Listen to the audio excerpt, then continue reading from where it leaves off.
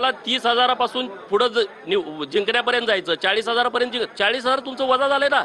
तुम्ही शक्यच नाही, तुम्हाला कधीच तुम्हाला निवडणुकीचं राजकारण जिंकण्याची परिस्थिती आता तुमची राहिलेली नाही. विरोधकांना काय सल्ला द्याल माऊली आज तुम्ही? विरोधकांना माझी एवढीच विनंती आहे, तुम्ही विरोधक आहात, तुम्ही स्ट्रॉंग भूमिका घ्या. सरकार जर चुकलं तर तुम्ही सरकारला धारेवरती धरा.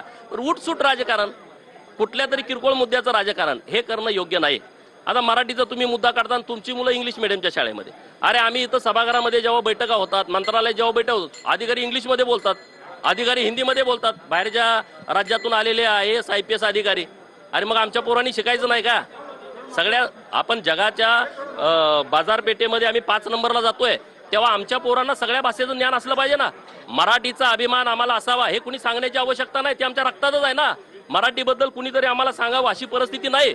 परंतु जर नवीन भाषा आमची मुलं शिकत असतील तर तुमच्या पोटामध्ये दुखायचं कारण काय? सदाभाऊ पण आपल्या बरोबर आहेत. सदाभाऊ खोत यांच्याशी बोलणार आहोत. सदाभाऊ, काय सांगाल? खरं तर माऊलीचा वेश धारण करून आलात, विरोधकांना काय सल्ला? गावगाड्यातला शेतकरी, शेतमजूर, वारा बुलतेदार हा पांडुरंगाकडे ग्रहानं मांडायला जातो असतो आणि म्हणून आज गावगाड्याचा आणि वारकऱ्याचा आम्ही लेकरं आहोत. आम्ही त्या वेशामध्ये गावगाड्याचं ग्रहानं मांडायला या ठिकाणी आलेलो आहे.